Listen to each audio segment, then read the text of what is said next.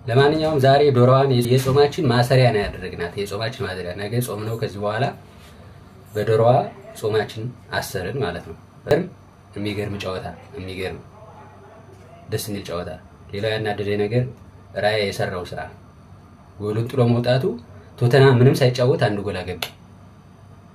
ክሊንሺት ማስመዝገብ የሚቻለውን በራሱ ሲስገበገብ በቃ ለራሱ ዳ ውስጥ ገባ ማለት ነው። ማለት እንደዚህ አይነት ነገር እንደዚህ አይነት ስህተት በተደጋጋሚ ይሰራል። ለምን እንደው አላውቅም። ይሄ ልጅ ምንም ሳትጫወት ጎል ሲገባበት፣ ምንም ሳይጫወት ጎል ሲያገቡ ያናድዳል። ዙቢሜንዲም የሰራው ስህተት ተጨምሮ ማለት ነው። እሱንም አረሰው።